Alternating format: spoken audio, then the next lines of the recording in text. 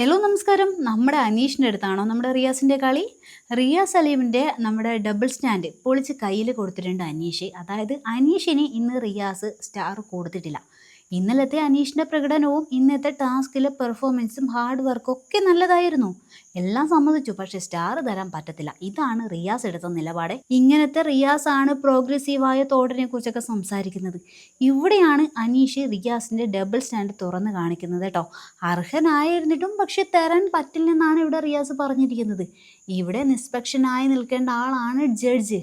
അവിടെ വരുന്ന ഓരോ ഗസ്റ്റും അങ്ങനെ തന്നെയാണ്. അവർക്ക് അവിടെ ഫേവറേറ്റ് ആയ ആൾക്കാരൊക്കെ ഉണ്ടാകും. എന്നാൽ ഗസ്റ്റായിട്ട് വന്ന സ്ഥിതിക്ക് ഫേവറേറ്റിസമൊക്കെ മാറ്റി വെച്ചിട്ട് നിഷ്പക്ഷനായി തന്നെ നിൽക്കണം. അവിടെ സ്റ്റാർ കൊടുക്കില്ല എന്നൊക്കെ പറയുന്നത് എന്തിന്റെ പേരിലാണ്? അവർ അവിടെ ചെയ്ത വർക്കിനുള്ള പ്രതിഫലമാണ്. അവിടെ ഗസ്റ്റിന്റെ വ്യക്തി താല്പര്യങ്ങൾക്ക് സ്ഥാനമില്ല. അങ്ങനെയുള്ളപ്പോഴാണ് റിയാസ് ഫേവറേറ്റിസം കാണിച്ചിട്ട് സ്റ്റാർ കൊടുക്കാതിരിക്കുന്നത്. ഇന്ന് ഷാനവാസിനൊക്കെ ഉപദേശിക്കുന്നത് കേട്ടുവേ, മോശം വാക്കുകൾ പറയരുത്, ഇതൊരു ഷോയാണ്, ഒരുപാട് ആൾക്കാർ കാണുന്ന ഒരു ഷോയാണ് ഇതെന്നൊക്കെ.